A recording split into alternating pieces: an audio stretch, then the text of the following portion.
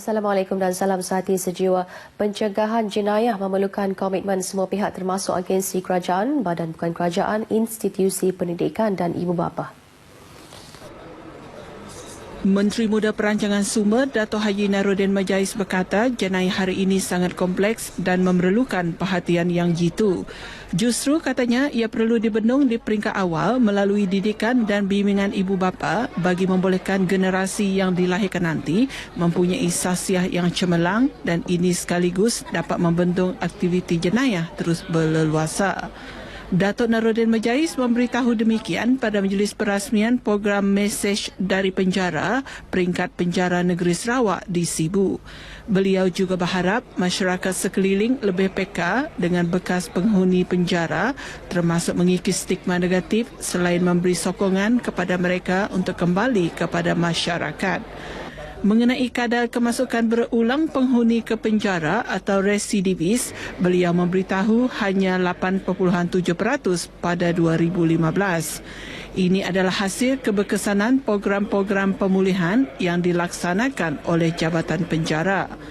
Program Mesej dari Penjara anjuran bersama Jabatan Penjara Malaysia dan Yayasan Pencegahan Jenayah Malaysia itu bertujuan mendidik dan memberi pengajaran kepada masyarakat secara berterusan, khususnya kepada generasi muda agar tidak terjebak dengan jenayah. Seorang perompak berdepan hukuman penjara minimum 10 tahun selepas tiba ke semula Jumaat lalu apabila terlibat dalam satu rompakan bersenjata di Tabuan Jaya, Kuching.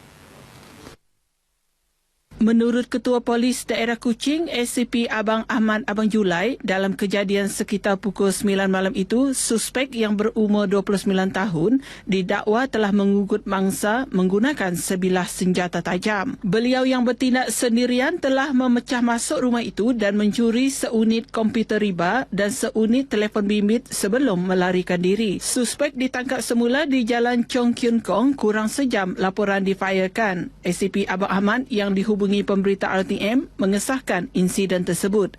Kes disiasat di bawah Seksyen 392 dan 397 Kanun Keseksaan kerana rompakan bersenjata. Lagu berjudul Hamidah membawa tuah kepada Merazan Machang dari Sibu muncul Johan dalam pertandingan Bintang Piramli ke-16 Zon Sarawak yang berakhir malam tadi. Sementara itu, Nora Syikin Sekedar dari Saratok yang menyanyikan lagu Jalan Bersama turut dinobatkan sebagai juara bagi peserta wanita lagu era Piramli. Menerusi kemenangan itu, mereka masing-masingnya membawa balik wang tunai RM3,000, piala dan sijil sekaligus melayakkan kedua pemenang itu mewakili Sarawak ke peringkat kebangsaan. Naib Johan pula disandang Azrul Rambawi Sanusi dari Kuching dan Azrina Osman dari Sibu. Mereka masing-masingnya membawa balik wang tunai RM2,500, piala dan sijil. Manakala tempat ketiga disandang oleh Jeffrey Ismail dari Bintulu dan Siti Azliani Jasini dari Sibu dan membawa wang tunai RM2,000, piala dan sijil. Peserta lain yang turut sama menerima hadiah sagu hati ialah Zainal Bojed, Muhammad Zain Jaafar, Mahathir Zailani, Masitah Muhammad Arani, Maimunah Yusof dan Siti Nur Hidayu Jahili. Hadiah disampaikan oleh Menteri Muda Pengangkutan Jalan Udara dan Pengangkutan Darat, Udara dan Keselamatan, Datuk Lee Kim Shin. Pertubuhan Peladang Kebangsaan Nafas akan mengambil alih sebuah bank kewangan menjelang akhir tahun ini. Pengurusinya, Datuk Seri Saiful Bahari Suim berkata ketika ini pengambil alihan masih dalam proses dan jika selesai, institusi kewangan itu akan memanfaatkan hampir 1 juta ahli peladang selain melonjakkan lagi sektor pertanian dan peladangan di negara ini. Boleh membiayai investment, factoring, hire purchase dan juga macam-macam lagi lah. Dan boleh ditawarkan kepada seluruh rakyat di Malaysia. Datuk Seri Saiful Bahri ditemui RTM pada Majlis Mesra Pertubuhan Peladang Wilayah Borneo di Miri. Sementara itu, Pengerusi Nafas Negeri Datuk Sylvester Entry Muran yang turut hadir pada majlis itu memberitahu sebuah kilang minyak kelapa sawit di Sungai Laung Bakong Miri kini dalam proses pembinaan. Katanya setelah siap, kilang berkenaan dilihat mampu mengatasi masalah pekebun kecil untuk menjual hasil sawit pada harga berpatutan. Sebab mereka mempunyai saham dan dia boleh menjual direct terus kepada kilang yang ini dan ini juga akan dapat mengelakkan penindasan daripada third party Tambahnya, kilang tersebut mampu memproses 45 hingga 60 tan metrik tanan buah segar kelapa sawit dan diyakini membantu meningkatkan pendapatan petani dan peladang di luar bandar. Kilang yang berharga 70 juta ringgit itu kini memasuki fasa penyukatan dan penilaian tanah dari Jabatan Tanah dan Survey. Pertandingan bahas anjuran Radio Televisyen Malaysia RTM Sarawak dengan kerjasama Kerajaan Negeri Sarawak merupakan platform terbaik untuk melahirkan pelajar yang berkualiti, berkeyakinan tinggi, berdisiplin serta petah memberikan hujah yang tepat dan tuntas. Menurut Adun Muara Tuang Datuk Idris Buang, pelajar yang berani berdebat di khalayak ramai dengan bukti kukuh serta bernas mampu meyakini seseorang dalam menegakkan keadilan. Justru beliau mahu lebih ramai pelajar tampil memberanikan diri mereka untuk mengikuti apa-apa juga bentuk pertandingan seperti perbahasan dan syarahan di peringkat sekolah.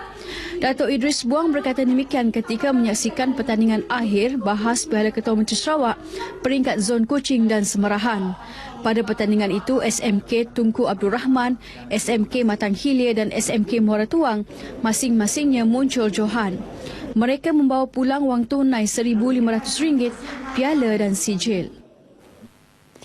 Kerajaan komited dalam memastikan keperluan pendidikan di negeri ini tidak diabaikan termasuk dalam menyalurkan dana.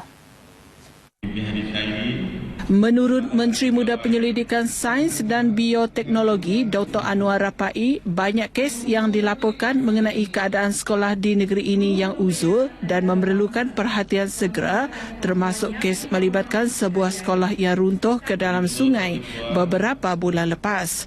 Justru beliau berharap pemimpin sama ada di peringkat akar umbi dan tertinggi supaya peka dengan keadaan ini bagi menyelesaikannya dengan cepat dan efektif.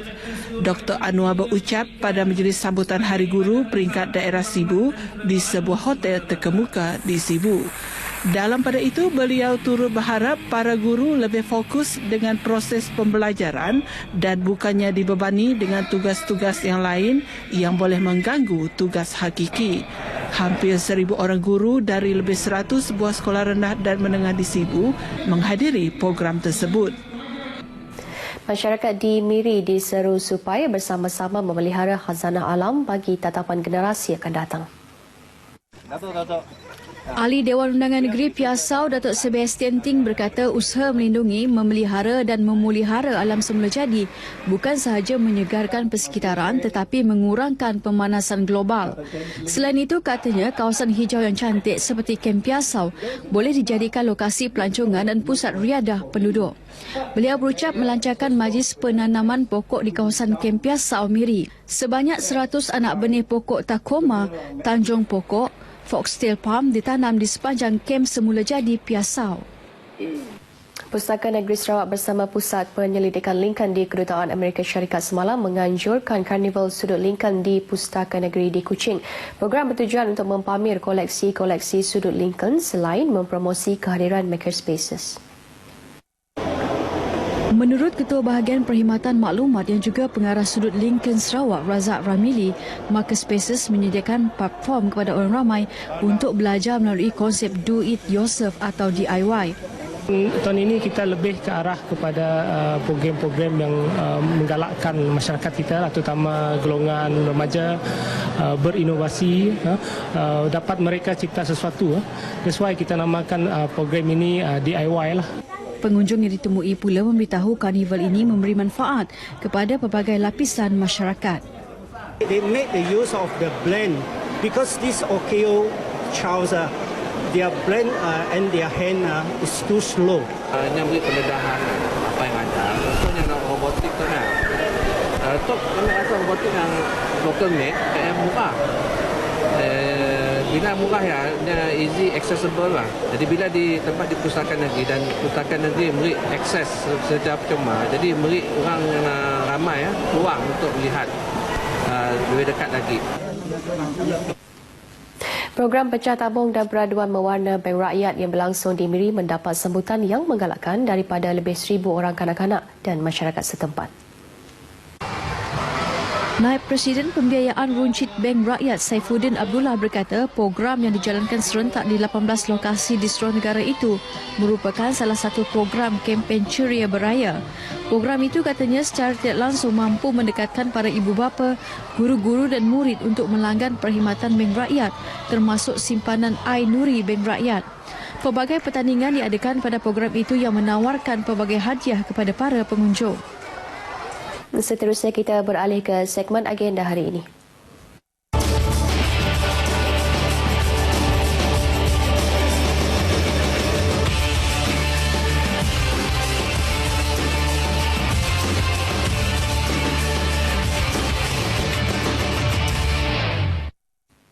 Antara liputan dalam agenda hari ini, Timbalan Ketua Menteri Datuk Ahmad Douglas Uga Embas akan menghadiri majlis makan malam Persatuan Orang Ulu di Miri pada 5 petang. Sementara itu, pada 8.30 pagi, Adun Tupong Fazruddin Abdul Rahman akan merasmikan penutupan Bulan Kemerdekaan Maktab Rendah Sains Marasa Malaysia di Kuching. Baik saudara, demikian antara liputan acara dalam agenda hari ini.